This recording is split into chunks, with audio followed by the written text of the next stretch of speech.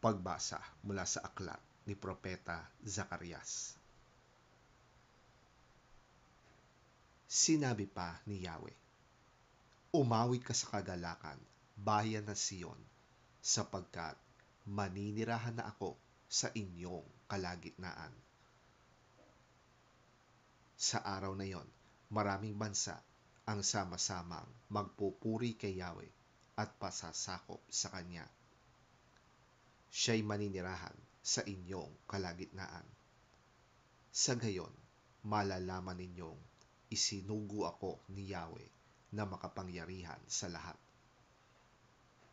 Aangkinin ni Yahweh ang Huda bilang bayang mahal at muli niyang hihirangin ang Jerusalem.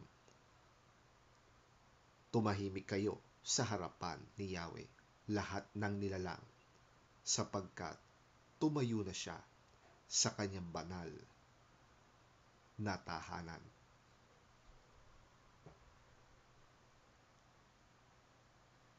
Ang salita ng Diyos. Salamat sa Diyos. Ang mabuting balita ng Panginoon ayon kay San Mateo. Papuri sa iyo, Panginoon. Habang si Jesus ay nangangaral, dumating ang kanyang ina at mga kapatid. Naghihintay sila sa labas ng sinagoga dahil nais nila siyang makausap. May nagsabi kay Jesus, "Nasa labas po ang inyong ina at mga kapatid. Ibig nila kayong makausap."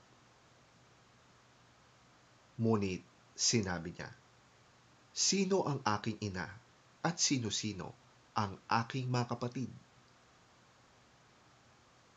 Itinuro niya ang kanyang mga alagad at sinabi, "Sila ang aking ina at mga kapatid, sapagkat ang sino mang sumusunod sa kalooban ng aking Ama na nasa langit, iyon ang aking ina at mga kapatid."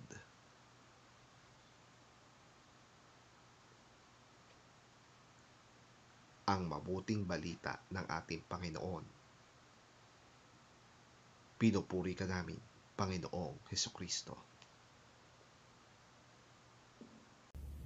While Jesus was still talking to the crowd, his mother and brothers stood outside, wanting to speak to him.